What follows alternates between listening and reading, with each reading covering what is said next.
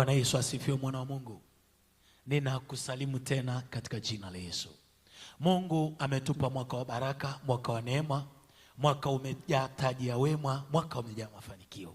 Na Mungu ametupa neno la kusimamia 2026, na hili neno linaitwa neema izidi juu yangu 2026 katika jina la Yesu. Mwana wa Mungu, acha nikwambie, huu ni unabii wa ajabu ambao unasema neema ya Bwana izidi juu yangu katika jina la Yesu Kristo. Ukisoma Efeso 2:7 utaona pale. Hili ni neno la unabii. Nini maana unabii wa mwaka? Unabii wa mwaka ni neno kutoka kwenye kinywa cha Bwana. Ni neno kutoka kwenye kinywa cha Bwana. Unabii wa mwaka nini? Ni dira ya kiroho ambayo Mungu ametupatia kwa ajili ya kutufikisha pale ambako anataka tufike 2026.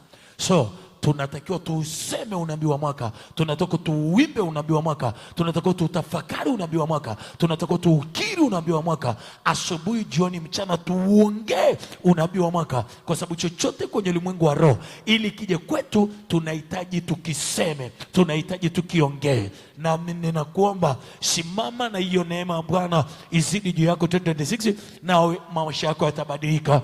Mungu atakubariki na 2026 utakuwa ni mwaka wa utele, utakuwa ni mwaka wa utawala, utakuwa ni mwaka wa kustareheshwa, utakuwa ni mwaka wa kutimiziwa, utakuwa ni mwaka wa kuangazwa, utakuwa ni mwaka wa kufanya mambo makuu wewe pamoja na Mungu, utakuwa ni mwaka wa kukamilisha vitu katika jina la Yesu Kristo aliye hai. Na kutakia 2026 ile neema ya kuzidi sana ikazidi juu yako katika jina la Yesu, ikazidi juu yako katika jina la Yesu Kristo. Amen.